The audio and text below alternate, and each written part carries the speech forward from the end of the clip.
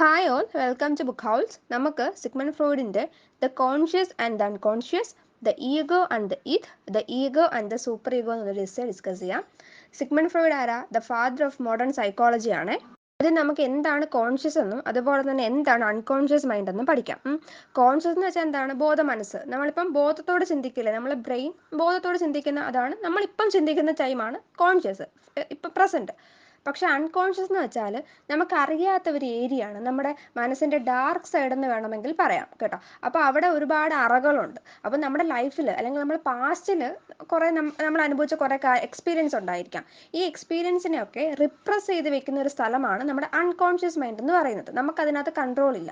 നമ്മൾ ഡ്രീംസിലൂടെയൊക്കെ ഈ അൺകോൺഷ്യസ് മൈൻഡിലെ ചില കാര്യങ്ങളൊക്കെ ആയിരിക്കും റിക്കറിങ് ആയിട്ട് പുറത്തേക്ക് വരുന്നത്. നമുക്ക് വലിയ കൺട്രോൾ ഇല്ലാത്ത ഒരു ഏരിയയാണ് അൺകോൺഷ്യസ് മൈൻഡ് എന്ന് പറയുന്നത്. ഓക്കെയാണേ. പിന്നെ നമ്മുടെ സ്വഭാവത്തെ വളരെയധികം സ്വാധീനിക്കുന്ന ഒരു ഏരിയയാണ് ഈ ഒരു അൺകോൺഷ്യസ് മൈൻഡ് എന്ന് പറയുന്നത്. അതിനെപ്പറ്റി വലിയ പഠനങ്ങളൊന്നും സ്റ്റിൽ നടന്നിട്ടില്ല. ഓക്കെ, അപ്പം ഇതാണ് അൺകോൺഷ്യസ് മൈൻഡും കോൺഷ്യസ് മൈൻഡും. ഇനി ഇടയ്ക്കൊരു സബ് കോൺഷ്യസ് എന്നൊരു ആശാനുണ്ട്, നമുക്ക് പിന്നെ പറയാം. ഇനി നെക്സ്റ്റ് ആണ് ഇത്, ഈഗോ, സൂപ്പർ ഈഗോ. അത് വെരി വെരി ഇമ്പോർട്ടൻ്റ് ആണ്. ഇത്, ഈഗോ, സൂപ്പർ ഈഗോ. ഫ്രോയിഡിൻ്റെ പേഴ്സണാലിറ്റി തിയറി ഉണ്ട്. 1923 ഇറങ്ങിയ ഒരു സംഭവമാണ് പേഴ്സണാലിറ്റി തിയറി. ഇതനുസരിച്ച് ഹ്യൂമൻ സൈക്കിനെ മൂന്നായിട്ട് ഡിവൈഡ് ചെയ്യുന്നുണ്ട്. 3 പാർട്സ് ഉണ്ട്. നമ്മുടെ ത്രിമൂർത്തികൾ എന്നൊക്കെ പറയുന്ന പോലെ 3 പാർട്സ് ഉണ്ട്. ഇത്, ഈഗോ, സൂപ്പർ ഈഗോ. എന്തൊക്കെയാണ് ഇത്, ഈഗോ, സൂപ്പർ ഈഗോ? നമ്മുടെ സ്വഭാവത്തെ, നമ്മുടെ സ്വഭാവ രൂപീകരണത്തിലും നമ്മൾ ഓരോ കാര്യങ്ങൾ ചെയ്യുന്നതും ഭയങ്കരമായിട്ട് ഇത്, ഈഗോ, സൂപ്പർ ഈഗോ നമ്മളെ സ്വാധീനിക്കുന്നുണ്ട്. ഓക്കെ, അത് മനസ്സിലായല്ലോ. അതുപോലെ തന്നെ ഇത് സിസ്റ്റംസ് ആണ് കേട്ടോ. നമ്മുടെ ബ്രെയിനിലെ പ്രത്യേകിച്ച് പാർട്ടുകളൊന്നും അല്ല, ഇതൊരു അവിടെ ഉള്ളൊരു സിസ്റ്റമാണ്, അത്രേ ഉള്ളൂ. ഒരു കോൺസെപ്റ്റ് ആണ്. അതുപോലെ തന്നെ നമുക്ക് ഇതിനെ പ്രൂവ് ചെയ്യാനൊന്നും പറ്റത്തില്ല. ഇത് ബ്രെയിനിലെ പാർട്ടാണെന്ന് പ്രൂവ് ചെയ്യാനൊന്നും പറ്റില്ല. ഇത് ഒരു സിസ്റ്റം മാത്രമാണ്. നമുക്ക് ഇത് നോക്കാം. ഇതാണ് നമ്മുടെ മനുഷ്യൻ്റെ ഈ ഒരു സൈക്കിക് എനർജിയുടെ എല്ലാത്തിൻ്റെയും സോഴ്സ് എന്ന് പറഞ്ഞാൽ നമ്മുടെ ഇതാണ്. നമ്മുടെ പേഴ്സണാലിറ്റിയിലെ പ്രധാനപ്പെട്ട ഒരു കോമ്പണൻ്റ് ആണ് ഇതെന്ന് പറയുന്നത്. പക്ഷേ ഇതാണ് ഏറ്റവും കൂടുതൽ. പക്ഷെ അത് പുറത്ത് കാണാത്തൊരു സംഭവമാണ്. നമ്മുടെ ഫ്രോയിഡ് നമ്മുടെ സൈക്കിനെ ഒരു ഐസ്ബർഗുമായിട്ടാണ് ഡിവൈഡ് ചെയ്തേക്കുന്നത്. ഐസ്ബർഗിൽ ഏറ്റവും താഴെ ഇതും ഈഗോയും കാണും. ഇത് കാണും. വളരെ കുറച്ച് കാര്യങ്ങൾ മാത്രമേ, നമ്മുടെ സൂപ്പർ ഈഗോയും വളരെ കുറച്ച് മാത്രമേ മുകളിൽ കാണത്തുള്ളൂ. ബാക്കി കൂടുതൽ പാട്ടും താഴേക്ക്, അതായത് നമുക്ക് പോലും അറിയത്തില്ല നമ്മുടെ മനസ്സിൻ്റെ അകത്ത് ഇങ്ങനെയൊക്കെയാണെന്ന്. അത് സിറ്റുവേഷൻ അനുസരിച്ച് മാത്രമാണ് പുറത്തു വരുന്നത്. ഓക്കെ, ഇതെന്ന് പറഞ്ഞാൽ നമ്മുടെ ബർത്ത് തൊട്ട്, നമ്മുടെ ജനനം തൊട്ട് തന്നെ നമ്മളോടൊപ്പം ഉള്ള ഒരു സംഭവമാണ് ഇതെന്നാണ് ഫ്രോയിഡ് പറയുന്നത്. അപ്പം അത് എല്ലാ മനുഷ്യരിലും ഒരു പരിധി വരെ ഇത് സെയിം ആയിരിക്കും ജനന സമയത്ത്. നമ്മുടെ മനുഷ്യൻ പ്രധാനമായിട്ടും സെക്സ്വാലിറ്റി അല്ലെങ്കിൽ സെക്സ്, അതിനാണ് കൂടുതൽ ഇമ്പോർട്ടൻസ് കൊടുക്കുന്നത്. അപ്പോൾ ഇതിൽ അതാണ് കൂടുതലെന്നാണ് ഫ്രോയിഡ് ആദ്യം പറഞ്ഞിരുന്നത്. കുറച്ച് നാൾ കഴിഞ്ഞ് ഇദ്ദേഹം ഇത് മാറ്റി ഇദ്ദേഹം പറയുന്നു മാറ്റുന്നില്ല, ഇതുകൊണ്ട് ഷെൽട്ടർ, ഫുഡ്, അതൊക്കെയാണ് പിന്നെ ഇമ്പോർട്ടൻസ് ആയിട്ടുള്ളതെന്ന് പിന്നെ പറയുന്നുണ്ട്. ഓക്കെ, ഈ ഇതിനെ മുന്നോട്ട് കൊണ്ടുപോകുന്ന ഘടകം, ഇതൊരു വൃത്തികെട്ടവനാണ് കേട്ടോ. ഇതെന്ന് വെച്ചാൽ ഇതിന് പ്ലഷർ പ്രിൻസിപ്പിളാണ്. കുറേ ആഗ്രഹങ്ങളുണ്ട്, കുറേ ഡിസയേഴ്സ് ഉണ്ട്, കുറേ വാണ്ട്സ് ഉണ്ട്, കുറേ നീഡ്സ് ഉണ്ട്. അപ്പോൾ അതിനെയൊക്കെ സാധിക്കണം. അതാണ് ഇതിൻ്റെ പ്രധാനപ്പെട്ട ഉദ്ദേശം. അത് മോശമായിക്കോട്ടെ നല്ലതായിക്കോട്ടെ, എന്തായാലും ഇതിനത് അപ്പം തന്നെ സാധിക്കണം. അതാണ് ഞാൻ വൃത്തികെട്ടവനെന്ന് പറഞ്ഞത്. അപ്പം ഇത് വർക്ക് ചെയ്യുന്നത് പ്ലഷർ പ്രിൻസിപ്പിളിൻ്റെ ബേസിലാണ്. Pleasure principle.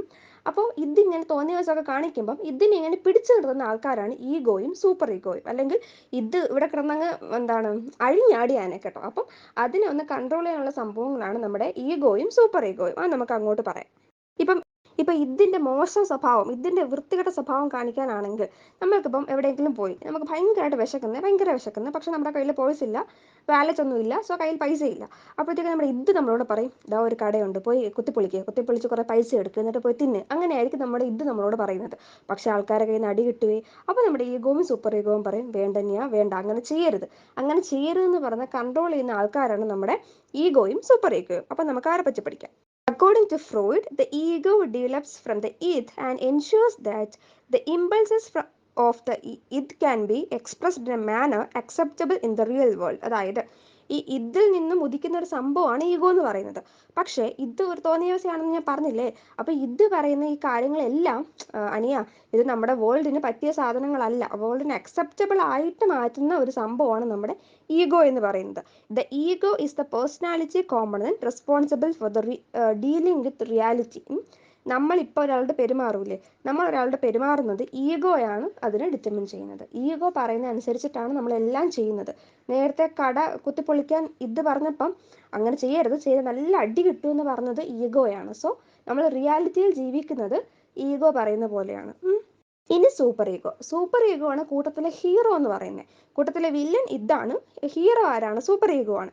സൂപ്പർ ഈഗോ എന്ന് വെച്ചാൽ നമ്മുടെ പേഴ്സണാലിറ്റിയിലെ അവസാനമായിട്ട് ഡെവലപ്പ് ചെയ്ത് വന്നൊരു സാധനമാണ് സൂപ്പർ ഈഗോ. നമ്മുടെ ഇവല്യൂഷൻ ഉണ്ടല്ലോ, ഇവല്യൂഷൻ്റെ ഒപ്പമാണ് ഈ ഓരോ സാധനങ്ങളും രൂപീകരിച്ച് വന്നത്.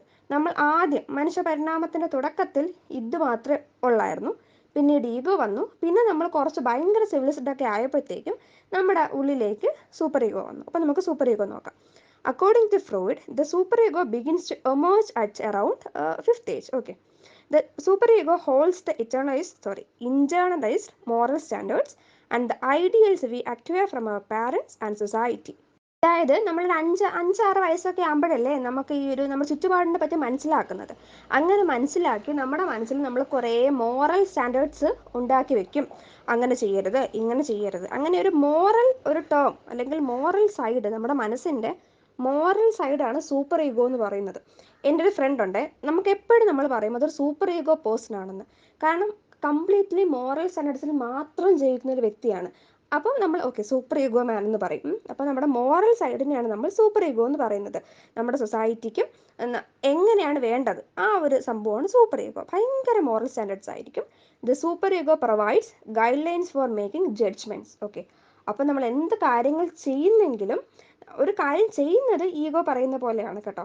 പക്ഷേ ആ കാര്യം ചെയ്യുന്നതിന് ആവശ്യം വേണ്ട മോറൽ കാര്യങ്ങൾ കൊടുക്കുന്നത് അല്ലെങ്കിൽ ഗൈഡ് ലൈൻസ് കൊടുക്കുന്നത് സൂപ്പർ ഈഗോ ആണ്.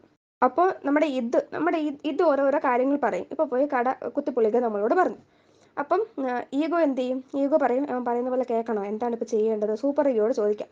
അങ്ങനെ പോയി സൂപ്പർ ഈഗോയോട് പോയി പറയും കുത്തിപ്പൊളിക്കട്ടെ എന്ന് ചോദിക്കും. അപ്പം ഈഗോ ചോദിക്കും. അപ്പോൾ സൂപ്പർ ഈഗോ പറയും ചെന്ന് കയറിയാൽ നല്ല അടി കിട്ടും എന്ന് പറയും.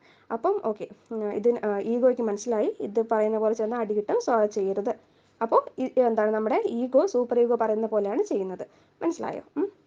ഇനി നമുക്ക് പ്ലഷർ പ്രിൻസിപ്പിൾ എന്താണെന്നും കൂടെ പറയാം. ഞാൻ ഓൾറെഡി പറഞ്ഞു ഇത് വർക്ക് ചെയ്യുന്നത് പ്ലഷർ പ്രിൻസിപ്പിളിൻ്റെ ബേസിലാണെന്ന്. അപ്പോൾ നമ്മുടെ എല്ലാ ഹ്യൂമൻ്റെയും ഒരു ഇന്നേറ്റ് നേച്ചറാണ് പ്ലഷർ, സന്തോഷം മാത്രം, പെയിനെ അവോയ്ഡ് ചെയ്യുക എന്നുള്ളത്. അത് നമ്മുടെ സിഗ്മണ്ട് ഫ്രോയിഡ് കൊണ്ടുവന്നൊരു ഐഡിയ ആണ്. അപ്പോൾ അതുപോലെ തന്നെ ഫ്രോയിഡ് പറയുന്നു that people will sometimes go to the great lengths to avoid even momentary pain, particularly at times of a psychological. അതായത് നമ്മൾക്കിപ്പം ഒരു ചെറിയ ഒരു വേദനയെ കാണത്തുള്ളൂ, പക്ഷേ ആ ഒരു ചെറിയ പെയിൻ നമ്മൾ മാറ്റാൻ വേണ്ടിയിട്ട് ഏത് അറ്റം വരെയും പോകും. അതാണ് മനുഷ്യൻ്റെ ഒരു റിയൽ നേച്ചർ. അതാണ് പ്ലഷർ പ്രിൻസിപ്പിൾ എന്ന് നമ്മുടെ സിഗ്മണ്ട് ഫ്രോയിഡ് പറയുന്നത്. ഇനി റിയാലിറ്റി പ്രിൻസിപ്പിൾ ഉണ്ട്. റിയാലിറ്റി പ്രിൻസിപ്പിൾ എന്ന് വെച്ചാൽ നമ്മുടെ ഫ്രോയിഡ് പറയുന്നത് the reality principle is the ability of the mind to assess the reality of the external world and to act upon it accordingly, as opposed to acting according to the pleasure principle. നമ്മൾ നേരത്തെ ഇതിൻ്റെയും ഈഗോയുടെയും super ഈഗോയുടെയും കാര്യം പോലെ തന്നെ pleasure principle പറയും pain ഒന്നും വേണ്ട, എപ്പോഴും ഹാപ്പിനെസ് മാത്രം മതി എന്ന് പറയും. പക്ഷെ അങ്ങനെ ചെയ്യാൻ പോയാൽ എന്തെങ്കിലും പ്രശ്നം ഉണ്ടാവും, റിയാലിറ്റിക്ക് അത് ചേരുന്നതല്ല എന്ന് പറഞ്ഞ് നമ്മുടെ പ്ലഷർ പ്രിൻസിപ്പിളിനെ കൺവിൻസ് ചെയ്യുന്ന ആളാണ് റിയാലിറ്റി പ്രിൻസിപ്പിൾ എന്ന് പറയുന്നത്. Okay, the ego is the component of personality that deals with the demands of reality. It makes sure that the desires of it are satisfied in ways that effective and appropriate. In other words, the ego is ruled by the reality principle. അത് മനസ്സിലായേ? ഇനി നമുക്ക് Oedipus complex എന്താണെന്ന് നോക്കാം. ഈഡിപ്പസിൻ്റെ story എല്ലാവർക്കും അറിയാമായിരിക്കുമല്ലോ. Greek മിത്തോളജിയിൽ അച്ഛനെ കൊന്ന് അമ്മയെ വിവാഹം കഴിച്ച വ്യക്തിയാണ് ഈഡിപ്പസ് എന്ന് പറയുന്നത്. അപ്പോൾ ഈഡിപ്പസ് കോംപ്ലക്സ് എന്ന് പറഞ്ഞൊരു ഐഡിയ കൊണ്ടുവന്നത് സിഗ്മണ്ട് ഫ്രോയിഡ് ആണ് 1899.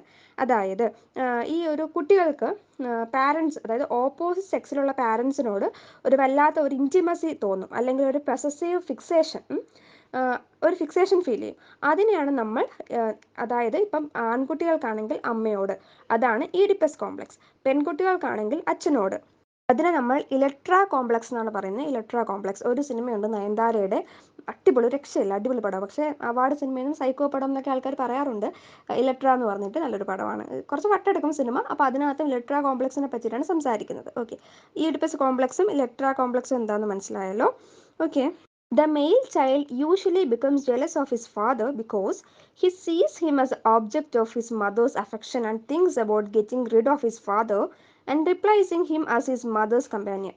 The boy also develops castration anxiety, meaning that he is afraid of both literal and physical emasculation by his father.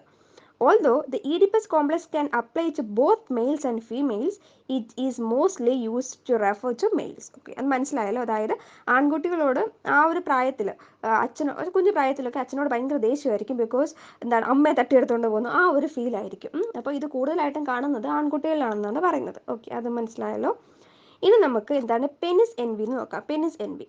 According to Freud, penis envy is a stage of development experienced only by female children and occurs when a girl first notices the difference in male and female anatomy and longs to have a penis of her own. ഇതൊക്കെ scientifically prove ആണെന്നൊന്നുമല്ല, നമ്മുടെ Freud പറയുന്ന കുറേ കോൺസെപ്റ്റുകൾ മാത്രമാണ്. നമ്മൾക്ക് നമ്മുടെ യുക്തിക്ക് നിരക്കാത്ത കാര്യങ്ങളും ഉണ്ടായിരിക്കാം, പക്ഷേ ഇദ്ദേഹം ഇതൊക്കെ ശരിയാണെന്നാണ് പറയുന്നത്.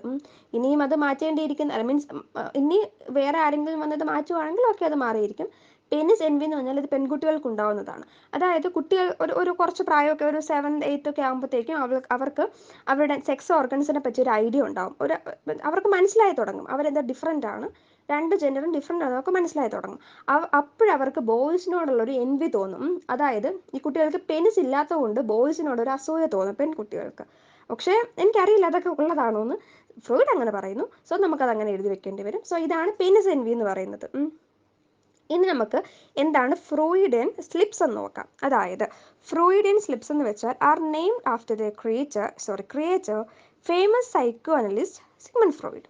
അതായത് സ്ലിപ്പ് എന്ന് വെച്ചാലേ നമ്മൾ സംസാരിക്കുമ്പം അറിയാതെ നമ്മുടെ മനസ്സിൻ്റെ അകത്തുള്ള എന്തെങ്കിലും ഒരു കാര്യം അറിയാതെ സ്ലിപ്പായി പുറത്ത് വരും. അപ്പം പക്ഷെ നമ്മൾ കോൺഷ്യസ് ആയിട്ട് ചെയ്യുന്നില്ല, അത് അൺകോൺഷ്യസ് മൈൻഡിൻ്റെ പണിയാണ്. നമ്മൾ എന്തെങ്കിലും സംസാരിച്ചുകൊണ്ടിരിക്കുമ്പോൾ നമ്മുടെ മനസ്സിൽ എന്തെങ്കിലും ഡിസ്റ്റർബിംഗ് ആയിട്ടുള്ള എന്തെങ്കിലും കാണും കേട്ടോ. ബ്ലണ്ടേഴ്സ് ആയിരിക്കും സാധനങ്ങൾ, പക്ഷെ അറിയാതെ നമ്മൾ വിചാരിക്കുക പോലും ചെയ്യാതെ ആ സംഭവങ്ങൾ പുറത്ത് വരും. അതിനെയാണ് ഫ്രൂയിഡിയൻ സ്ലിപ്പ് എന്ന് പറയുന്നത്. ചിലപ്പം ആക്സിഡൻ്റ് ആയിട്ട് എന്താണ് സീക്രട്ട്സോ അല്ലെങ്കിൽ സീക്രട്ടുള്ള തോട്ട്സോ ഫീലിങ്സോ ആൾക്കാർ ഇങ്ങനെ അടക്കി പിടിച്ചേക്കുന്ന സംഭവങ്ങളായിരിക്കും, പക്ഷെ അതങ്ങ് പുറത്ത് വരും. എൻ്റെ എക്സാമ്പിൾസ് ആണ് include an individual calling her spouse by an ex name, saying the wrong word or even misinterpreting written or a spoken word. അതാണ് നമ്മൾ അറിയാതെ ചിലപ്പം എക്സിൻ്റെ പേര് വിളിച്ചു പോകും. അങ്ങനെ എക്സിൻ്റെ പേര് വിളിക്കുമ്പം പിന്നെ പറയാൻ വേണ്ടല്ലോ, അപ്പോൾ അവരറിയാതെ ചെയ്തു പോകുന്നത് അവരുടെ മനസ്സിൽ അൺകോൺഷ്യസ് ആയിട്ട് നമ്മുടെ ഇതിൻ്റെ പണിയാണത്, ഇത് പണിയായിരുന്നതാണത്. അപ്പം വിളിച്ചു പോയി പിന്നെ ഒന്ന് പറയാൻ വേണ്ട. ഓക്കെ, ഇതാണ് അദ്ദേഹം ഫ്രോയിഡിയൻ സ്ലിപ്പ് കൊണ്ട് ഉദ്ദേശിക്കുന്നത്. ഓക്കെ, മനസ്സിലായല്ലോ, ഈ ഒരു വേർഡ്സ് ഒക്കെ മനസ്സിലായല്ലോ. ഇനി നമുക്ക് എന്താണ് എസ്സേ നോക്കാം. The conscious and the unconscious. The division of the psychic realm into the conscious and the unconscious is the fundamental premise of psychoanalysis, and this enables psychoanalysis to understand the pathological process that are common and important feature of psychic life. Psychological എന്നാണ് കേട്ടോ കറക്റ്റായിട്ട് pronounce ചെയ്യുന്നത്. പിന്നെ പറഞ്ഞ് psychology എന്നങ്ങനെ പറഞ്ഞ് ശീലമായതുകൊണ്ടാണ് ഞാൻ ഇങ്ങനെ പറയുന്നത് കേട്ടോ. Okay, according to Freud, psychoanalysis cannot regard the psyche as being autonomous with consciousness. അതായത് ഇദ്ദേഹം പറയുന്നു നമ്മുടെ ഹ്യൂമൻ സൈക്ക്, ഇപ്പം നമ്മൾ വിചാരിക്കും ഹ്യൂമൻ സൈക്കാണ് കോൺഷ്യസ്നെസ് എന്ന് വിചാരിക്കും. അപ്പോൾ ഇദ്ദേഹം പറയുന്നു നമുക്ക് ഒരിക്കലും ഹ്യൂമൻ സൈക്കിനെ കോൺഷ്യസ്നെസ്സുമായിട്ട് ഇക്വേറ്റ് ചെയ്യാൻ പറ്റില്ല, രണ്ടും ഡിഫറെൻ്റ് ആണെന്ന് പറയാണ്. അതായത് ഈ സൈക്ക് എന്ന് പറഞ്ഞൊരു സംഭവം, നമ്മുടെ ഹ്യൂമൻ സൈക്ക് എന്നൊരു സംഭവം കോൺഷ്യസ് കൊണ്ട് മാത്രമല്ല നിർമ്മിക്കപ്പെട്ടിരിക്കുന്നത്. അതിനകത്ത് വേറെ ഒരുപാട് സാധനങ്ങളുണ്ട്, വെറും ഒരു കോൺഷ്യസ് മാത്രമല്ല. Okay, and there are other thoughts which remain repressed and hidden from the conscious psyche. അതായത് നമ്മുടെ കോൺഷ്യസ് സൈക്കിൽ നിന്നും റിപ്രസ് ആയിട്ടിരിക്കുന്ന കുറേ കാര്യങ്ങളുണ്ടാവും. അപ്പോൾ അതെല്ലാം വെച്ച് നിർമ്മിക്കപ്പെട്ടതാണ് ഹ്യൂമൻ സൈക്ക് എന്ന് പറയുന്നത്. അല്ലാതെ അവിടെ വെറും മിയോർലി എന്ത് മാത്രമല്ല, കോൺഷ്യസ് ആയിട്ടുള്ള കാര്യങ്ങൾ മാത്രമല്ല. അതായത് നമ്മൾ കോൺഷ്യസ് കൊണ്ട് ഉദ്ദേശിക്കുന്നത് വെച്ചാൽ നമ്മളിപ്പോൾ എന്തെങ്കിലും ഒരു സംഭവം പറയുന്നു, അത് ക്ലിയർ ആണ്, ലൂസിഡ് ആണ് കേട്ടോ. അതിനകത്ത് നമ്മളിപ്പം ഹ്യൂമൻ ഒരു മനുഷ്യൻ സ്വന്തം അറിവോടുകൂടി പറയുന്ന ഒരു സംഭവമാണ് കോൺഷ്യസ് എന്ന് വെച്ചാൽ ക്ലിയർ ആയിട്ട് പറയാൻ പറ്റും. പക്ഷേ നമ്മുടെ അൺകോൺഷ്യസ് അല്ലെങ്കിൽ അതുകൊണ്ട് തന്നെ നമ്മുടെ കോൺഷ്യസിനെ ഹ്യൂമൻ സൈക്ക് മാത്രമല്ല, നമ്മുടെ ഹ്യൂമൻ സൈക്കിൽ കോൺഷ്യസ് മാത്രമല്ല ഒരാൾക്ക് ക്ലിയർ ആയിട്ട് പറയാൻ പറ്റാത്ത ഒത്തിരി കാര്യങ്ങളുണ്ടെന്ന് പറയുന്നു. പക്ഷേ നമ്മുടെ ഫ്രോയിഡ് പറയുന്നു that the conscious awareness is typically short lived. A notion tends to be conscious one moment, then no longer conscious the next. For example, അതായത് ഈ കോൺഷ്യസ് എന്ന് വെച്ചാൽ ഷോർട്ട് ലിവ്ഡ് ആണ്, നമ്മൾ പെട്ടെന്ന് മറന്നു പോകും. പക്ഷേ എന്താണ് നമ്മളിപ്പോൾ ഒരു ചെറിയൊരു ഹിഞ്ച് കിട്ടുകയാണെങ്കിൽ നമ്മളത് ഓർത്തെടുക്കും. അതുകൊണ്ട് തന്നെ പക്ഷെ നമ്മൾ അൺകോൺഷ്യസ് ആയിട്ട് നമ്മൾ റിപ്രസ് ചെയ്ത് വെച്ചേക്കുന്ന സാധനം അതിന് തോന്നിയ പോലെ പുറത്തിറങ്ങി വരും. കോൺഷ്യസ് പക്ഷേ അങ്ങനെയല്ല, ഷോർട്ട് ലിവിഡ് ആണ്. അൺകോൺഷ്യസ് എന്ന് വെച്ചാൽ ലോങ് ടേം മെമ്മറിയാണ്, അത് എപ്പോഴും നമ്മുടെ മെമ്മറി തന്നെ ഉണ്ടാവും. ഈ ഒരു റിപ്രസ്ഡ് ആക്കി വെച്ചേക്കുന്ന സംഭവങ്ങളാണ് നമ്മളെ കൺട്രോൾ വരെ ചെയ്യുന്നത്.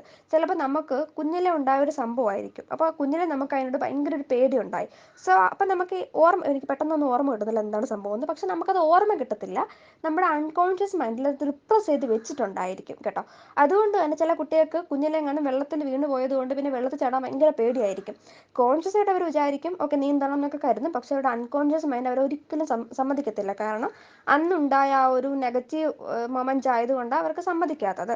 അപ്പം അതുകൊണ്ട് തന്നെ അൺകോൺഷ്യസ് മൈൻഡ് ഭയങ്കര ലോങ് ടേം ആയിരിക്കും, കോൺഷ്യസ് ഷോർട്ട് ലിവ്ഡ് ആയിരിക്കും. ഒരു ചെറിയ ഹിൻഡ് കൊടുത്താൽ മാത്രമേ കോൺഷ്യസ് മൈൻഡ് നമുക്ക് ഓർത്തെടുക്കാൻ പറ്റുള്ളൂ. According to Freud, such notions are latent thoughts. Latent thoughts are those thoughts which can be brought any time into consciousness. അതായത് നമ്മൾക്ക് എപ്പോൾ വേണമെങ്കിലും കോൺഷ്യസ്നെസ്സിലേക്ക് കൊണ്ടുവരാൻ പറ്റുന്ന കൈൻഡ് ഓഫ് തോട്ട്സിനെയാണ് ലേറ്റൻറ്റ് തോട്ട്സ് എന്ന് പറയുന്നത്. ഓക്കെ, ഇനി Freud wanted a new term for such latent thoughts and that is how the new term pre conscious was introduced കേട്ടോ. അപ്പം ഈ എപ്പോൾ വേണമെങ്കിലും ഓർത്തെടുക്കാൻ പറ്റുന്ന തോട്ട്സ് ഉണ്ടല്ലോ, അതിന് ലേറ്റൻ തോട്ട്സ് എന്ന് വിളിച്ചു. അതിന് ഫ്രോയിഡ് കൊടുത്തൊരു പേരാണ് എന്ത്, preconscious. Thus Freud concludes that human psyche is divide into 3 layers. എന്തൊക്കെയാണ് നമ്മൾ ഇത്രയും നേരം പറഞ്ഞത്? കോൺഷ്യസിനെയും അൺകോൺഷ്യസിനെയും പറ്റിയിട്ടാണ്. അത് മാത്രമല്ല പ്രീ കോൺഷ്യസ് ഉണ്ട്. ഓക്കെ, കോൺഷ്യസ് എന്ന് വെച്ചാൽ എന്താണ്? നമുക്ക് ബോധ മനസ്സിൽ നമുക്ക് എപ്പോൾ വേണമെങ്കിലും ഓർത്തെടുക്കാൻ പറ്റുന്ന ഒരു സംഭവമാണ് കോൺഷ്യസ്. ഓക്കെ, അൺകോൺഷ്യസ് എന്താണ്? നമുക്ക് ഒരു പിടിയില്ല, ഒരു ഓർമ്മയില്ല, എപ്പോഴെങ്കിലും കയറി വരുന്നൊരു സംഭവമായിരിക്കും. ഓക്കെ, റിപ്രസ്ഡ് ആയിട്ട് നമ്മുടെ മനസ്സിൽ എവിടെയെങ്കിലും കിടപ്പുണ്ടായിരിക്കും. പക്ഷേ പ്രീ കോൺഷ്യസ് എന്താണ്? എന്തെങ്കിലും ഒരു ഹിൻറ്റ് കൊടുത്താൽ ചിലപ്പോൾ ഓർമ്മ വരും. എക്സാമ്പിൾ പറയാം, രാത്രി നമുക്ക് വേറെ പ്രത്യേകിച്ച് പ്രശ്നമൊന്നുമില്ല, ഇടത്ത് കിടന്ന് ഉറങ്ങാൻ വേറെ കുഴപ്പമൊന്നുമില്ല, സുഖമായിട്ട് കിടക്കുന്നു. എവിടെന്നെങ്കിലും എന്തെങ്കിലും ഒരു സൗണ്ട്, ഒരു ചെറിയ ഹിൻറ്റ് കിട്ടി അപ്പോഴേ നമ്മുടെ മനസ്സിൽ പ്രേതം ഭൂതം അതൊക്കെ ഓർമ്മ വരും ഇല്ലേ? അപ്പം പ്രീ കോൺഷ്യസ് ആണ്. അപ്പോൾ ഹ്യൂമൻ സൈക്കിനെ 3 ഡിവൈഡ് ചെയ്യാം. കോൺഷ്യസ് ഉണ്ട്, പ്രീ കോൺഷ്യസ് ഉണ്ട്, അൺകോൺഷ്യസ് ഉണ്ട്. ഓക്കെയാണേ. ഇനി ഈ ഒരു അൺകോൺഷ്യസിൽ 2 കൈൻഡ്സ് ഓഫ് തോട്ട്സ് ഉണ്ട്. എന്തൊക്കെയാണെന്നറിയോ? ലേറ്റൻ തോട്ട്സും ഉണ്ട്, ഡൈനമിക് തോട്ട്സും ഉണ്ട്. ഈ ഒരു ലേറ്റൻ തോട്ട്സിനെ നമുക്ക് കോൺഷ്യസിലേക്ക് കൊണ്ടുവരാൻ പറ്റും, എപ്പോൾ വേണമെങ്കിലും കൊണ്ടുവരാൻ പറ്റും, നമ്മുടെ പ്രീ കോൺഷ്യസ് പോലെ. The dynamic thoughts are those thoughts which remain suppressed or repressed and constitute the unconscious. അതായത് നമ്മുടെ മനസ്സിൽ നമുക്ക് ചിലപ്പോൾ കുറേ ആഗ്രഹങ്ങളൊക്കെ ഉണ്ടായിരിക്കും, അതിനെയൊക്കെ നമ്മൾ റിപ്രസ് ചെയ്ത് വെച്ചേക്കുമായിരിക്കും. ആഗ്രഹങ്ങളല്ല, ചിലപ്പോൾ നമുക്ക് എന്തെങ്കിലും ഉണ്ടായ ബാഡ് മൊമെൻറ്റ്സോ അങ്ങനെ എന്തെങ്കിലുമൊക്കെ ഉണ്ടാവും, അതിനെയൊക്കെ നമ്മൾ റിപ്രസ് ചെയ്ത് വെച്ചേക്കും. ഈ റിപ്രസ് ആയിട്ട് അതിനെ അൺകോൺഷ്യസിലേക്ക് കൊണ്ടുപോയി കളയും. ഈ അൺകോൺഷ്യസിലേക്ക് കൊണ്ടുപോയി കളയുന്ന സാധനങ്ങളാണ് എന്ത്? നമ്മുടെ dynamic thoughts. While latent thoughts എന്താണ്? എപ്പോൾ വേണമെങ്കിലും ഓർത്തെടുക്കാം. അതാണ് നമ്മുടെ പ്രീ കോൺഷ്യസ്. മനസ്സിലായോ? The concept of unconscious comes from the theory of repressed തോട്ട്സിൽ നിന്നാണ് അൺകോൺഷ്യസ് എന്ന് പറയുന്ന കോൺസെപ്റ്റ് തന്നെ വരുന്നത്. അപ്പോൾ ഈ എസ്സേയിലെ മെയിൻ ഐഡിയ തന്നെ എന്താണ്? നമ്മുടെ ഹ്യൂമൻ സൈക്കിനെ പ്രീ കോൺഷ്യസ് എന്നും കോൺഷ്യസ് എന്നും അൺകോൺഷ്യസ് എന്നും ഡിവൈഡ് ചെയ്യാൻ പറ്റും. അപ്പോൾ എന്താണ് പ്രീ കോൺഷ്യസ്? ഒന്നുകൂടെ പറയാണ്, consist of anything that could be potentially B brought in the conscious mind. അതായത് പൊട്ടൻഷ്യലി നമുക്ക് നമ്മുടെ കോൺഷ്യസ് മൈൻഡിലേക്ക് കൊണ്ടുവരാൻ പറ്റുന്ന സംഭവങ്ങളാണ്. എന്താണ് കോൺഷ്യസ് മൈൻഡ്? പൊട്ടൻഷ്യൽ വെച്ചാൽ എന്താണ്? നമ്മൾ ഓർത്തെടുക്കാൻ ശ്രമിക്കുമ്പോൾ എന്തെങ്കിലും ഹിഞ്ച് കിട്ടുമ്പോൾ ഓർമ്മ വരുന്നതാണ്. എന്താണ് കോൺഷ്യസ് മൈൻഡ്? അത് contains of all the thoughts, memories, feelings and wishes for which we R aware at any given moment. This is the aspect of our mental processing that we can think and talk about rationally. ഇപ്പം നമ്മളെ സ്കൂളിൽ എന്തെങ്കിലും നമുക്കൊരു അബദ്ധം പറ്റിയെന്ന് വെച്ചോ, ആ അബദ്ധം നമുക്ക് വലിയ ഓർമ്മയൊന്നും കാണത്തില്ല, പക്ഷെ നമ്മുടെ ഫ്രണ്ട് വന്ന് പറയുമ്പോൾ നമുക്കത് ഓർമ്മ കാണും ഇല്ലേ? അതാണ് പ്രീ കോൺഷ്യസ്. നമ്മുടെ പ്രീ കോൺഷ്യസ് മൈൻഡിൽ അത് ഇരിക്കുമായിരുന്നു. അൺകോൺഷ്യസ് എന്ന് വെച്ചാൽ നമുക്ക് തന്നെ ഓർമ്മ, ഇപ്പോൾ നമ്മുടെ ഫ്രണ്ട്സിനൊക്കെ പറ്റിയ അബദ്ധങ്ങൾ നമുക്ക് നന്നായിട്ട് ഓർമ്മ വരുമല്ലോ, അതാണ് നമ്മുടെ അൺകോൺഷ്യസ് മൈൻഡ് എന്ന് പറയുന്നത്. എപ്പോൾ വേണമെങ്കിലും നമുക്കത് റിട്രീവ് ചെയ്യാൻ പറ്റും, അവെയർനെസ്സിലേക്ക് കൊണ്ടുവരാൻ പറ്റും. ഒരു ഹിഞ്ചൊന്നും വേണ്ട. ഇനി അൺകോൺഷ്യസ് മൈൻഡ് എന്താണ്? അത് റിസർവയർ ആണ്. എന്ന് വെച്ചാൽ ഫീലിങ്സിൻ്റെയും തോട്ട്സിൻ്റെയും ഓർഡ്സിൻ്റെയും മെമ്മറീസിൻ്റെയും ഒക്കെ റിസർവയർ ആണ് കേട്ടോ. നമുക്ക് നമ്മുടെ കോൺഷ്യസ് അവെയർനെസ്സിൻ്റെ അപ്പുറം കിടക്കുന്ന ഒരു സംഭവമാണ്. The unconscious contains contents that are unacceptable or unpleasant, such as feelings of pain, anxiety or conflict. നമ്മൾക്കിപ്പോൾ എന്തെങ്കിലും ബ്രേക്കപ്പ് ആയെന്ന് വെച്ചോ, അപ്പം നമ്മൾ ബ്രേക്കപ്പ് ആകുമ്പോൾ നമ്മളതിനെ റിപ്രസ് ചെയ്യാൻ ശ്രമിക്കുകയാണ് ചെയ്യുന്നത്, ഈ വിഷമത്തെ റിപ്രസ് ചെയ്യാൻ ശ്രമിക്കും. പക്ഷേ റിപ്രസ് ചെയ്തുകൊണ്ടിരിക്കുമ്പോഴേ അത് പിന്നെയും പിന്നെയും നമ്മുടെ മനസ്സിലേക്ക് വരുമായിരിക്കുമല്ലേ ചെയ്യുന്നത്. കുറേ നാൾ കഴിയുമ്പം ഇത് നമ്മുടെ അൺകോൺഷ്യസ് മൈൻഡിലേക്ക് പോയി സ്റ്റോർ ചെയ്യും. നമ്മൾ റിപ്രസ് ചെയ്യാൻ വെച്ച സംഭവങ്ങൾ കല്യാണമൊക്കെ കഴിയുമ്പോൾ പോയി അൺകോൺഷ്യസ് മൈൻഡിൽ പോയി സ്റ്റോർ ചെയ്യും. പക്ഷേ നമ്മൾ ഉറക്കത്തിലൊക്കെ എക്സിൻ്റെ പേരൊക്കെ ഒന്ന് വിളിച്ച് കളയും. അത് എന്താണ്, ആ ഒരു സമയത്ത് അൺകോൺഷ്യസ് മൈൻഡ്, കോൺഷ്യസ് മൈൻഡ് ചിലപ്പോൾ ഉറക്കമായിരിക്കും. അപ്പം ഇത് അതിൻ്റെ പണി ചെയ്യുന്നതാണ് കേട്ടോ. അപ്പോൾ ഈ ഒരു മൈൻഡിൻ്റെ 3 ലെവൽസിനെ ഫ്രോയിഡ് ഐസ്ബർഗുമായിട്ടാണ് കമ്പയർ ചെയ്യുന്നത്. അപ്പം നമ്മുടെ ടൈറ്റാനിക്കൊക്കെ തകർന്ന ഒരു ഐസ്ബർഗ് കാണുന്നുണ്ട്. എന്താണ്, അതിൻ്റെ മുകളിൽ കുറച്ച് മാത്രമേ കണ്ടുള്ളൂ, താഴോട്ട് ഇഷ്ടംമാതിരി ഉണ്ടായിരുന്നു.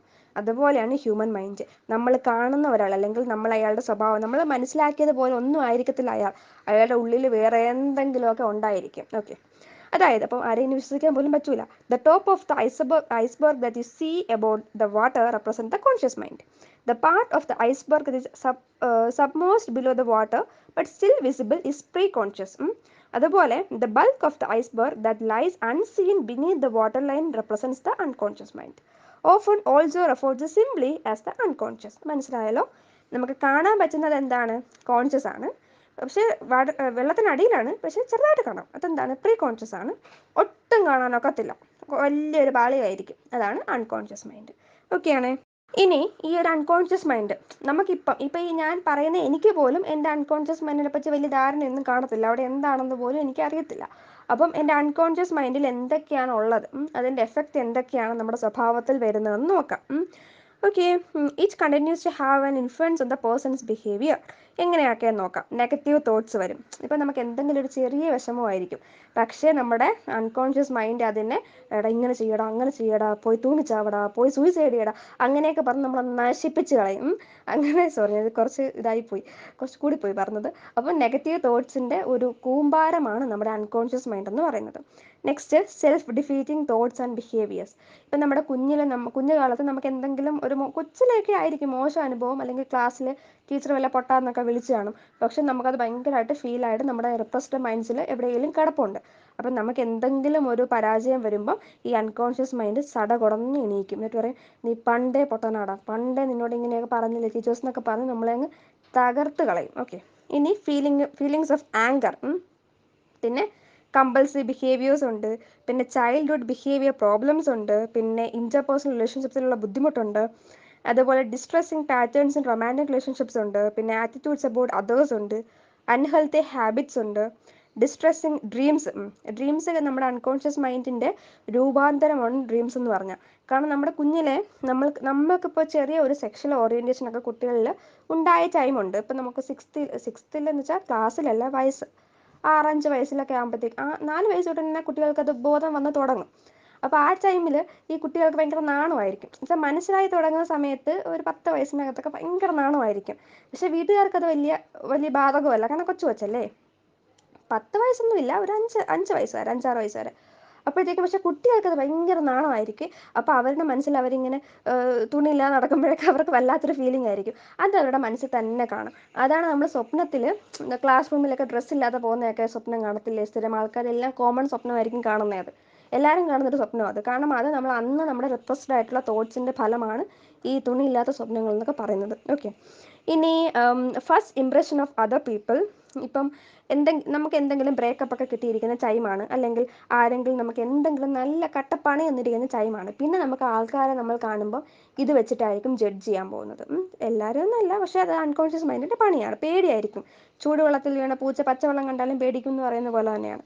ഓക്കെ, പിന്നെ പ്രെജുഡിസ് ആൻഡ് സ്റ്റീരിയോടൈപ്സ്. അതായത് ചിലപ്പം ഏതെങ്കിലും ഒരു പെങ്കൊച്ച് എന്തെങ്കിലും ഒരു മോശം ചെയ്ത് കാണും ഒരു ബോയോട്. ഓക്കെ, പിന്നെ ആ ബോയ്ക്ക് പിന്നെ ലോകത്തുള്ള എല്ലാ പെമ്പിളോടും ദേഷ്യമായിരിക്കും, എല്ലാവളുമാരും ഇങ്ങനെ ആയിരിക്കും എന്നായിരിക്കും ചിലരെങ്കിലും വിചാരിച്ചു വെച്ചിരിക്കുന്നത്. അപ്പം ഇങ്ങനെ ഒരു സ്റ്റീരിയോടൈപ്സ് ക്രിയേറ്റ് ചെയ്യാൻ നമ്മുടെ അൺകോൺഷ്യസ് മൈൻഡ് വലിയൊരു കാരണമാണ്.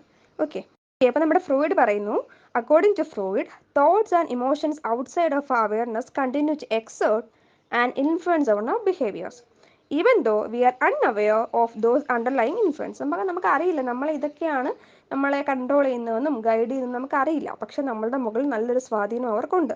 ഇപ്പോൾ ടോക്സിക് പാരൻറ്റിങ് ഒക്കെ അനുഭവിക്കേണ്ടി വന്ന കുട്ടികളുണ്ടാവുമല്ലോ, അവർക്ക് ഭയങ്കര പ്രശ്നങ്ങളായിരിക്കും. കാരണം കുട്ടികളുടെ മാത്രം കുറ്റമല്ല, അവരങ്ങനെയാണ് കണ്ട് വളരുന്നത്. ചിലപ്പം ഈ സൈക്കോയൊക്കെ ചില കുട്ടികൾ അങ്ങനെയൊക്കെ സൈക്കോ ആയി മാറാനുള്ള ഒത്തിരി ഉണ്ടാവാറുണ്ട്. കാരണം ഇതാണ് കാണുന്നത്, അവരുടെ റിപ്രസ്ഡ് മൈൻഡ്സിലും ഇത് തന്നെയാണ് ഉണ്ടാവുന്നത്. സോ അങ്ങനെ സംഭവിക്കും. Okay, Okay, the unconscious mind can include repressed feelings, hidden memories, habits, thoughts, desires, and reactions. Memories and emotions that are too painful, embarrassing, shameful, or distressing to consciously face is stored in the enormous reservoir that makes up the unconscious mind. Okay, എന്താണ് unconscious mind എന്നുള്ള ഡെഫിനേഷനാണ് സംഭവം. അത് ഞാൻ ഒത്തിരി വട്ടമായിട്ട് പറയുന്നത്, ഞാൻ ഒന്നും കൂടെ പറയുന്നില്ല. ഓക്കെ, അപ്പോൾ ഈ എസ്സേയിൽ എന്താ ഉള്ളത്? ആദ്യം എന്താണ് കോൺഷ്യസ് മൈൻഡ്, പിന്നെ എന്താണ് സബ് കോൺഷ്യസ്, പിന്നെ ഒരു അൺകോൺഷ്യസ്, പിന്നെ ഒരു സംഭവം കൂടെ പറയുന്നത് പ്രീ കോൺഷ്യസ്. ഓക്കെ, പ്രീ കോൺഷ്യസിൻ്റെ മറ്റൊരു ടേം ആണോ സബ് കോൺഷ്യസ് ആണെന്ന് തോന്നുന്നത്. പിന്നെ നമ്മൾ എന്താണ് ഇത്, ഈഗോ, സൂപ്പർ ഈഗോ ഡിസ്കസ് ചെയ്തു. പിന്നെ നമ്മൾ സ്ലിപ്പ് ഓഫ് ഫ്രൂയിഡിയൻ സ്ലിപ്പ് പറഞ്ഞു. പിന്നെ നമ്മൾ ഈഡിപ്പസ് കോംപ്ലക്സ് പറഞ്ഞു. പിന്നെ കുറച്ച് ചെറുതായിട്ടേ പറഞ്ഞിട്ടുള്ളേ. അത് പിന്നെ ഐഡിയ അറിയാവുന്ന നമുക്ക് പിന്നെ കത്തി വെച്ച് എഴുതാമല്ലോ, എക്സാമ്പിൾസ് ഒക്കെ വെച്ച് എഴുതാമല്ലോ. പിന്നെ നമ്മളൊന്നും പറഞ്ഞില്ലെന്ന് തോന്നുന്നില്ലേ. ഓക്കെ, നമ്മൾ ഇത്രയാണ് പറഞ്ഞത്. അത്യാവശ്യം മനസ്സിലായി കാണുമെന്ന് വിചാരിക്കുവാണ്. Thank you for watching.